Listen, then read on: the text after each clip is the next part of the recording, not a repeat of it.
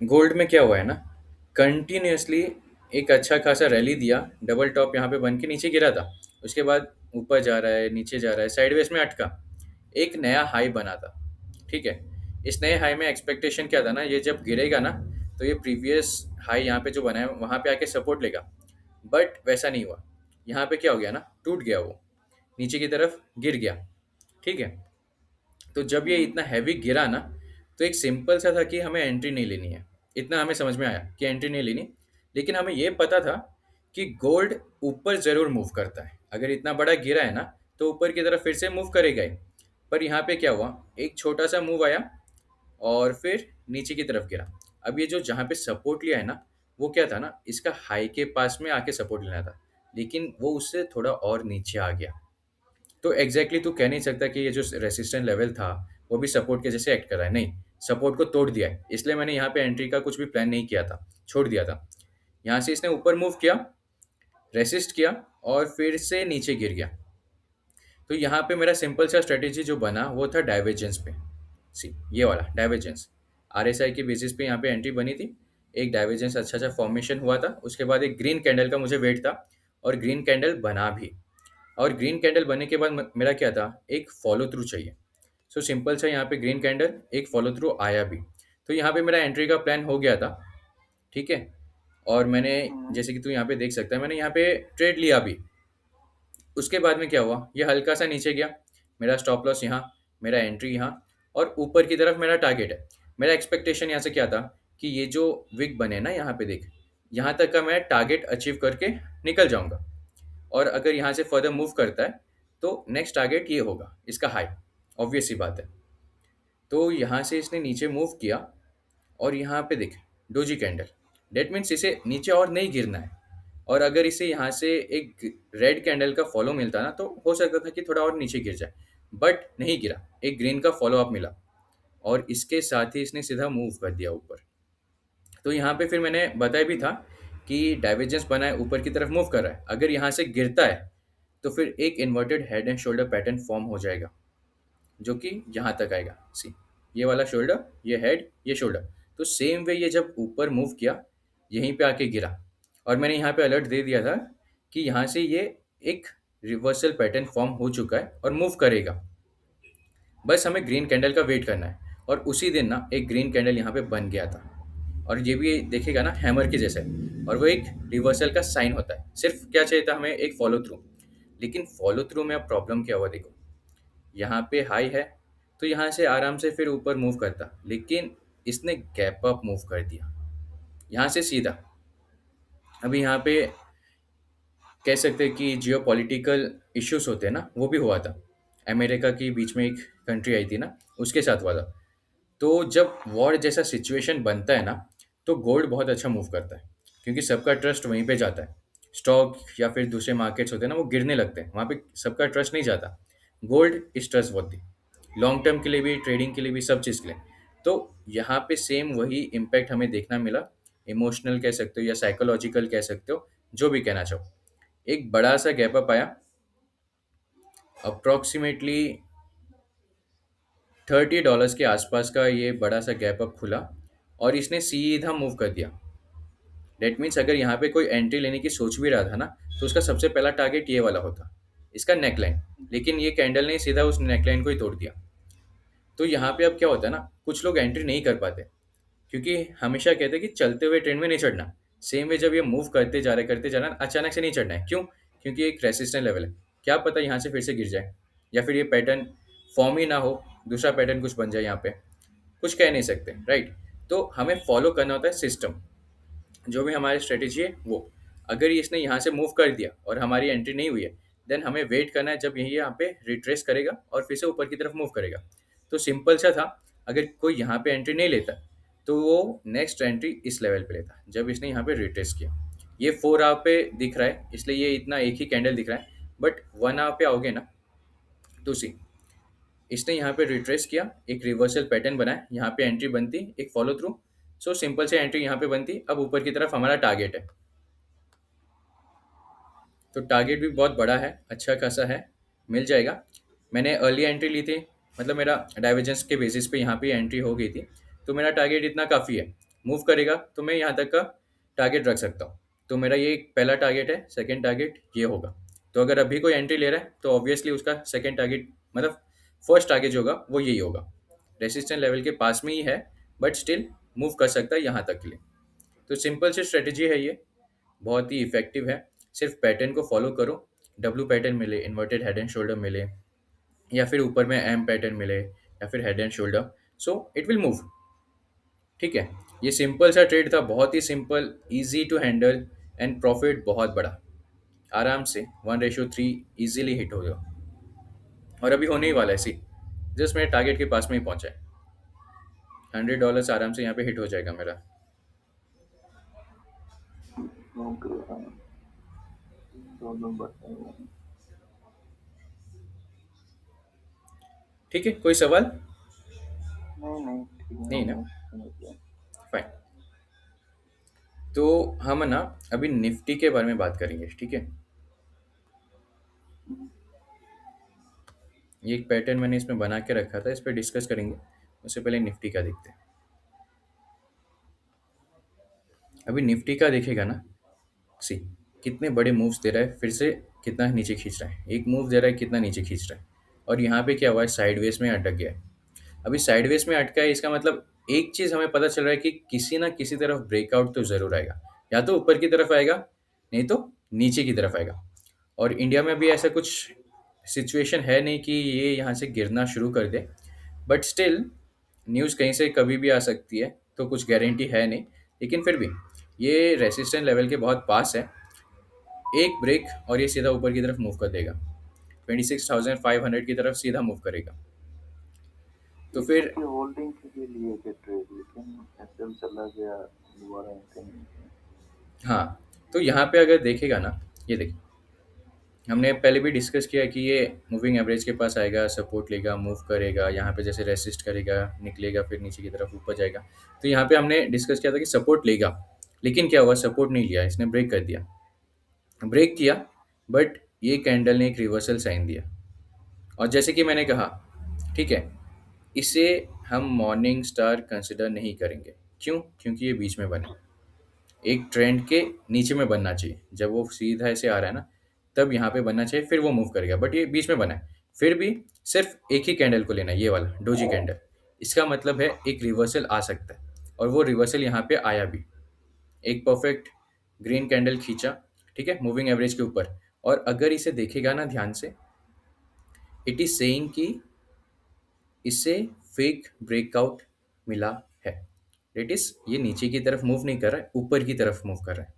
तो ये पैटर्न ही हमें कह रहा है कि ये इसने फेक ब्रेकआउट यहाँ पे किया है, अब ऊपर मैं मूव करूंगा करके। तो अगर किसी ने इस कैंडल पे एंट्री नहीं लिया ना, वो इस कैंडल पे एंट्री ले सकता था।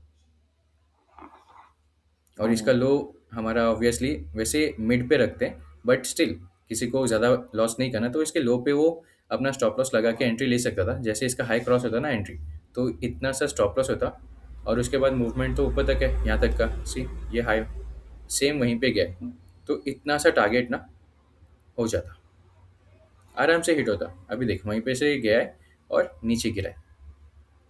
अब हमें वेट क्या करना है ना, ये जैसे ऊपर की तरफ मूव करेगा ना, तो RSI 60 के पास आके सपोर्ट लेगा, एंड फिर से ऊपर। अभी एक ग्रीन, ये आई मीन रेड कैंडल एक बना है ना, जब ये यहाँ से गिरेगा तो ऑब्वियस सी बात है फिर से मूविंग एवरेज के पास ही आएगा।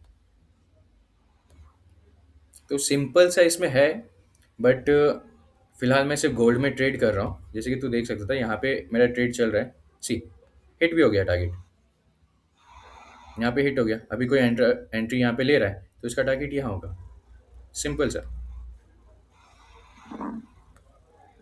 तो फिर मैं कंटिन्यूसली गोल्ड पे अभी ट्रेड कर रहा हूँ, इसलिए निफ्टी पे मेरा ट्रेड नहीं चल रहा, निफ्टी पे मैं कर भी नहीं रहा, बिकॉज गोल्ड से अगर इतना अच्छा प्रॉफिट आ रहा है तो बेवजह निफ्टी पे प्रेशर नहीं लेना मुझे, ठीक है। क्योंकि इसके सेशन, मॉर्निंग सेशन, फिर लंच सेशन जाएगा, उसके बाद में दोपहर में आएगा इवनिंग सेशन उसका, तो हर एक बार कंटिन्यूसली ट्रैक करना मेरे लिए मुश्किल है।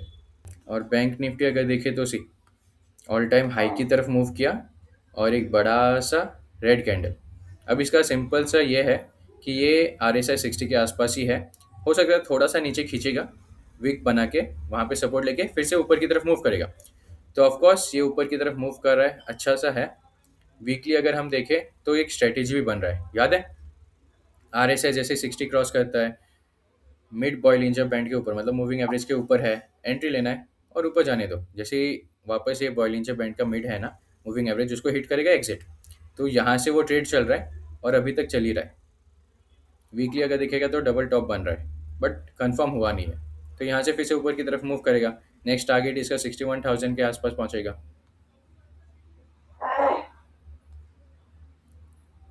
और फिर आते हैं हम सेक्टर एनालिसिस पे। तो यहाँ पे मैंने पूरा लिस्ट बना रखा है सेक्टर का, एक एक करके देखेंगे। सी, एफएमसीजी सबसे पहले मंथली देखेंगे, फिर वीकली देखेंगे, उसके बाद डेली आएंगे। ये मंथली में अगर ये नीचे है ना, डोंट कंसिडर, भूल जाओ। नेक्स्ट पे मूव करते हैं, कोई ना कोई एक अच्छा सा मिलेगा हमें। सी, परफेक्ट। ऑटो ऊपर की तरफ मूव करते जा रहे हैं, मंथली में बुलिश है, वीकली में भी देखिएगा तो बुलिश है। यहाँ पे एक सपोर्ट लिया था, जो ये हाई लेवल है ना, वहीं पे आके रेसिस्ट किया, थोड़ा सा सपोर्ट लिया मूविंग एवरेज पे, और अभी मूव करा एक बड़ा सा ग्रीन कैंडल। ये आज तो स्टार्ट ही हुआ है ना, सो अभी एक हफ्ता है, फिर से ये मूव कर सकता है। और वॉल्यूम भी देखें, ग्रीन में वॉल्यूम कंटिन्यूसली इंक्रीज होते जा रहा है। और ये वॉल्यूम रिटेलर्स नहीं बनाते, ठीक है, बड़े बड़े शार्क्स होते हैं ना मार्केट के, वो बनाएंगे, इंस्टीट्यूशनल्स ऑब्वियसली। सो एक बड़ा सा कैंडल आया है, नेक्स्ट फॉलो थ्रू हो रहा है। सो इस पे ट्रेड कर सकते हैं हम।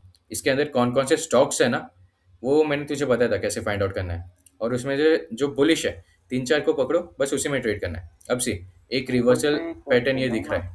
सर, यस, पूछो। वही निफ्टी जो आप बोल रहे अभी ऑटो का है ना? हाँ, निफ्टी ऑटो। निफ्टी ऑटो तो जो उसका स्टॉक्स गूगल पे सर्च करने का फिर आ जाएगा सब, है ना? हाँ तो देख, ये यहाँ पे जाएगा ना ट्रेडिंग व्यू में, तो कंपोनेंट करके आता है, वहाँ पे तुझे इसके सारे स्टॉक्स मिल जाएंगे। दिखाता हूँ मेरे को।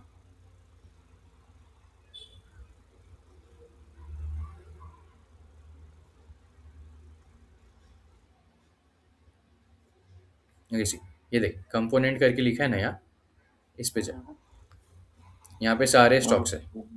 बिकॉज क्या है ना, अगर पाँच छः आ जाते हैं तेरे पास, ठीक है, पाँच छः हैंडल कर लेते हैं, बट वहीं पे अगर 10 है, तो वहाँ पे ना कंट्रोल करना या फिर सारे चार ट्रेड करना ना थोड़ा मुश्किल होता है। इतना ज़्यादा ट्रेड नहीं लेना। ट्रेड कभी भी लेना है ना, तो एटलीस्ट 2 से 3 बस मैक्सिमम, इससे ज़्यादा नहीं लेना। स्टॉक में से कम 2-3 दिन में का बस। हाँ बस इतना ही, उससे ज़्यादा नहीं।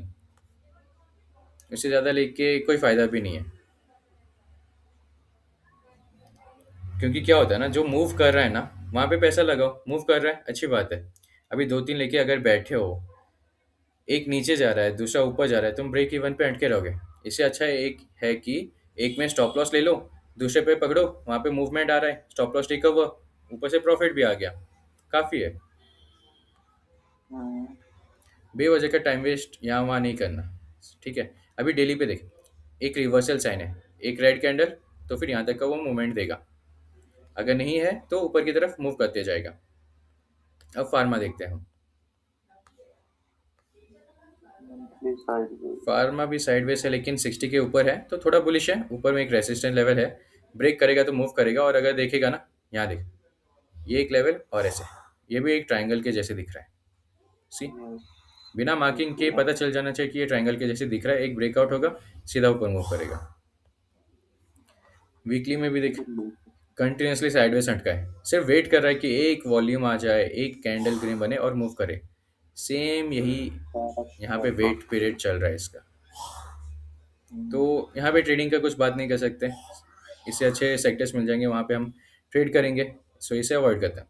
मेटल देख, कंटिन्यूसली 5 महीने से अच्छा खासा मूवमेंट दे रहा है और अभी भी चल ही रहा है। सो मेटल अभी भी मूव कर रहा है, यहाँ पे हम अभी भी ट्रेड ले सकते हैं। पिछले 2 महीने से वही कर रहे थे, इस महीने भी वही कर सकते हैं, क्योंकि मूव कर रहा है, हमें वही चाहिए और कुछ नहीं। वीकली अगर देखिएगा तो बहुत लंबा मूव कर चुका है, एक रिट्रेसमेंट हमें चाहिए और फिर से मूव करेगा। जैसे कि देखिए, यहाँ से मूव करना शुरू हुआ ना, एक छोटा सा रिट्रेस किया और फिर से मूव कर रहा है। तो ऐसी अपॉर्चुनिटीज़ का वेट करना है, जैसे हल्का सा नीचे खींचता ना, पकड़ लेना है। डेली में भी देखिएगा तो बहुत बड़ा मूव आया है, कभी भी एक एकदम करेक्शन सटीक छोटा है। सा आ सकता है, हमें सिर्फ वही हम्म, पकड़ना है। क्या हुआ, कुछ डाउट? वो आप बोले ना कि पकड़ लेने का रिट्रेसमेंट पे, तो मैक्सिमम 60 पे रजिस्ट करेगा, सपोर्ट लेगा तो कर सके ना। देख, एग्जैक्ट 60 पे आएगा इसकी कोई गारंटी नहीं रहती। जैसे कि यहाँ पे देखिए हाँ गैप अप खुला है ना, हो सकता है कि ये जब मूव करेगा तो ये गैप के पास में ही आके अटकेगा, और ये आरएसआई हो सकता है उस वक्त 65 पे हो या फिर 70 के आसपास हो। हाँ हाँ, ठीक है है, अपना। एक कंफर्मेशन ग्रीन कैंडल पकड़ लेना, टारगेट हाई। अगर ये अच्छा खासा नीचे की तरफ मूव कर रहा है तो पहला है आर एस आई 60, वो हमें मस्ट देखना ही है क्योंकि हमारी स्ट्रेटेजी वहीं से। तो सबसे पहले वो देखना है। नेक्स्ट मूविंग एवरेज, ये दोनों के पास आके सपोर्ट लेके मूव कर रहा है ना, जस्ट एंटर, कुछ सोचना नहीं इधर उधर, आराम से ट्रेड चलेगा फिर। लेकिन अचानक से कुछ न्यूज़ आ गया देन ऑब्वियस सी बात है ट्रेड नहीं भी चल सकता है, स्टॉप लॉस हिट हो सकती है या कुछ भी हो सकता है। तो न्यूज़ से भी थोड़ा बच के रहना है। ट्रेडिंग में वही है, इंडियन मार्केट में वही चलता है, न्यूज़ अगर आ गया अचानक से तो बहुत गिरता है, जैसे आईटी का हुआ था। ITC, not IT. Okay, Nifty IT की बात करते हैं हम। मंथली इफ वी सी, अटका हुआ है साइडवेज, वीकली में भी अटका हुआ है, just avoid. Realities. Okay, financial service continuously इस पे ही हम बात कर रहे हैं कि हमेशा मूव करता है, ऊपर ही जाएगा, बिकॉज इसको अगर गिराना है तो इंडियन इकोनॉमी को गिराना पड़ेगा। मंथली में अच्छा मूव कर रहा है, अभी भी मूव करते ही जा रहा है। वीकली अगर देखेगा तो परफेक्ट, हर एक बार नीचे आया ऊपर गया, नीचे आया ऊपर गया। यहाँ पे भी एक अपॉर्चुनिटी मिली है, बस ये green candle follow through and यहाँ पे एंट्री हो जाएगी। परफेक्ट 60 के पास आके सपोर्ट लिया है, मूव कर रहा है। डेली में भी देखेगा तो बहुत ज़्यादा वॉलेटाइल दिख रहा है। ठीक है, यहाँ पे थोड़ा सा अटका हुआ है। और रेजिस्टेंस टूट जाएगा फिर ठीक रह जाएगा इससे। हाँ, एक ब्रेकआउट यहाँ पे ऊपर की तरफ मूव चाहिए। लेकिन देखेगा ना तो ग्रीन में वॉल्यूम अच्छा खासा है, पर ये जो वॉल्यूम है ना, यहाँ पे बायर सेलर दोनों की फाइट हुई है इसलिए इतना है, नहीं तो इतना नहीं होता। नेक्स्ट कैंडल देख कितना कम है, क्योंकि यहाँ पे सिर्फ बायर्स ने पुश किया है। डेट मीन्स यहाँ पे सेलर्स भी बहुत हैवी है। तो फिर नेक्स्ट सेक्टर देखते हैं जहाँ पे अपॉर्चुनिटी मिलेगी। यहाँ पे हमने बात भी की थी, और अभी इसने मूव करना शुरू कर दिया। तो इस महीने ना हम रियलिटी को पकड़ सकते हैं, निफ्टी रियलिटी। इसमें जो भी स्टॉक्स है ना उस पर हमारी ट्रेडिंग चल सकती है, इस इंडेक्स पे भी कर सकते हैं इफ़ अवेलेबल है तो। सी 40 सपोर्ट के पास आया था, अच्छा खासा विक बनाए और यहाँ से मूव किया, फॉलो थ्रू भी दिया है। सो हमारा सबसे पहला ये रेजिस्टेंस लेवल ये होगा, उसके बाद में ऊपर की तरफ and next resistance level. So continuously ऊपर ये मूव कर सकता है, पर रेजिस्टेंस इसमें बहुत है, तो इसे एक बच के रहना है। अब देखिए, दिखेगा ना। ट्रिपल बॉटम की हमने जो बात की थी वो यहाँ है, एडवांस ट्रिपल बॉटम, ठीक है, डाइवर्जेंस के साथ अच्छा खासा। और ये यहाँ पे मूव करते हुए जा रहा है। यहाँ पे वो डाइवर्जेंस कंफर्म हुआ था, बट थोड़ा टाइम लिया, उसके बाद मूव कर रहा है। वॉल्यूम भी देख डेली पे कंटिन्यूसली इंक्रीज हो रहा है। तो रियलिटी को हम कंसिडर कर सकते हैं, इसमें हमारी ट्रेडिंग चलेगी। ठीक है, हम्म, अभी पीएसयू बैंक ये भी मूव कर रहा है। अभी मैं इसे मंथली ही देखूंगा, ठीक है। तेरा काम है वीकली और डेली पे एनालिसिस करना उसका, और उसके स्टॉक्स कौन से बुलिश है उसे पकड़ना। निफ्टी इंफ्रा ये रेसिस्टेंस लेवल से थोड़ा सा ऊपर गया है, एक ग्रीन कैंडल ऊपर की तरफ मूव करेगा तो ये भी अच्छा जाएगा। बहुत Nifty come. Oil and gas अगर देखे तो साइडवेज में अटका है, बट फिर भी मूव कर रहा है ऊपर की तरफ, रेसिस्टेंस बहुत ऊपर है, तो ये भी एक है। Nifty private bank obviously financial sector के जैसे मूव कर रहेगा ये, दोनों प्राइवेट हो या फिर पब्लिक हो। पीएससी इंडेक्स ये भी ऊपर की तरफ अभी मूव कर रहा है अच्छा खासा, तो इसे भी कंसिडर कर सकता है तू, टारगेट बहुत ऊपर है इसलिए। ओके, निफ्टी मीडिया इसमें उतना नहीं, यहाँ पे हाथ ही नहीं मत लगा, छोड़ दो। लेकिन यहाँ पे एक डबल बॉटम बनता हुआ दिख रहा है, तो डब्ल्यू पैटर्न के जैसे अच्छा सा मूव कर सकता है, पर देखते हैं। कंज्यूमर ड्यूरेबल्स ये भी मूव कर रहा है, बट स्टिल नॉट रिकमेंडेबल। यहाँ पे ट्रेडिंग हम लोग नहीं करेंगे क्योंकि हमारे पास इससे भी बुलिश स्टॉक्स मिलने वाले हैं, यहाँ तक कि सेक्टर भी मिल चुका है, तो स्टॉक ढूंढेंगे और वहाँ पे ट्रेड करेंगे। कमोडिटी ऑफ कोर्स अच्छा खासा मूव किया ऐसी, ये कंटिन्यूसली ऊपर ऊपर ऊपर ही जा रहा है और अभी भी ऊपर ही जा रहा है। एक रेसिस्टेंस लेवल यहाँ पे है, पर देखते हैं उसके बाद। निफ्टी हेल्थ केयर, सो यहाँ पे भी एक ट्रायंगल के जैसे दिख रहा है, बट यहाँ पे भी अटका हुआ है। फाइनेंशियल सर्विस हो गया, और ये नॉर्मल सर्विस सेक्टर, ये भी मूव कर रहा है, सपोर्ट लिया है, ऊपर में रेसिस्ट कर रहा है कंटिन्यूसली। सो इसे भी ट्रैक कर सकते हैं, बट जहाँ पे बुलिश है बस वो पकड़ो और उसके स्टॉक्स को पकड़ो, और कुछ नहीं। अब से ये मैंने ऑलरेडी मार्किंग करके रखा था इसमें। डेली बेसिस पे सी बहुत लंबा सा बना था, यहाँ पे एक फेक ब्रेकआउट हुआ, लेकिन फिर भी लंबा सा खींचा है। यहाँ पे ट्रिपल बॉटम के जैसे बना है, बट डबल बॉटम कंसिडर करेंगे क्योंकि ये थोड़ा ऊपर है। एडवांस में जाओगे तो ऑफकोर्स ट्रिपल बॉटम बना है एंड ऊपर गया है, हम्म, और यहीं पे आके रेसिस्ट किया है, सी जहाँ पे था। हम्म, और ये मंथली पे अगर देखिएगा ना, सेम लेवल पे इसका मूविंग एवरेज भी है, वहीं पे आके रेसिस्ट किया और गिरा है। डेट मीन्स स्ट्रांग है, वहाँ पे सेलिंग प्रेशर है बहुत ज़्यादा, पर फिर भी जैसे ब्रेक करता है मूव करेगा, टारगेट बहुत ऊपर है, तो इसे भी एक कंसिडर हम कर सकते हैं। वीकली बेसिस पे देखिएगा तो अच्छा खासा है, बट साइडवेज मैक्सिमम में। मैक्सिमम टाइम में ये पैटर्न ब्रेकआउट होता है कि नहीं? हाँ होता है मुझे ना, पता हो। क्यों नहीं होता। सी यहाँ पे एक सही रेसिस्टेंस टाइम लेवल आता अगर तू है। मार्क कर रहा है, ठीक है, ब्रेकआउट हुआ, ग्रीन कैंडल सीधा ऊपर खींचा है, देख। महीने में भी अगर तू ट्रेड लेता ना, समझ इसके टॉप पे भी अगर बाई करता, इतना बढ़ा गया है, ठीक है। हम्म, अब ऐसे डोजी कैंडल पे अगर बाई करता ना, तो आराम से स्टॉप लॉस हिट होता। बट एक ग्रीन कैंडल, बिल्कुल। वॉल्यूम है, उसको एक फॉलो थ्रू किया, जैसे ही फॉलो थ्रू आया एंट्री ली सीधा ऊपर। एंट्री कैसे लेना है, जैसे इसका हाई है ना, ब्रेक होगा, एंट्री लेना है and move on, that's it. अब जब ऐसे वीक दिखने लगे ना बड़े बड़े, तब एग्जिट कर लो। हम्म, अब यहाँ देख, रेड कैंडल बना, इसको तोड़ा नीचे और उसके बाद खींच लिया। सेम वे जैसे तू 1 घंटे पे एनालिसिस करता है ना, वैसे तू अगर मंथली पे भी करेगा ना, तुझे पैटर्न्स दिखेंगे ही। ऐसे नहीं है कि नहीं दिखते, हम्म, वर्क भी करते हैं। जैसे मैंने दिखाया तुझे, यहाँ पे रेसिस्टेंट लेवल किया, सेम जैसे हम 5 मिनट पे या 15 मिनट या 1 घंटे पे लेते हैं ना ट्रेड, सेम यहाँ पे भी एंट्री होती है, और यहाँ से ऊपर स्टॉप लॉस इसका नीचे रखेंगे, और फिर यहाँ से मूव। अभी सेम यहाँ पे भी बन रहा है, देख। See, एक बड़ा सा रेड कैंडल, एक बड़ा सा ग्रीन कैंडल, ट्विज़र बॉटम के जैसा। उसको एक फॉलो थ्रू अच्छा सा नहीं मिला, क्यों? बिकॉज हैमर के जैसे बना है, मतलब विक बहुत लंबा है। फिर भी ग्रीन कैंडल बना है और इसके हाई को क्रॉस किया है, तो यहाँ पे एंट्री हम कर सकते थे, स्टॉप लॉस नीचे रखते, और अभी भी ट्रेड चल रहा है, टारगेट ऑब्वियसली ये हाई।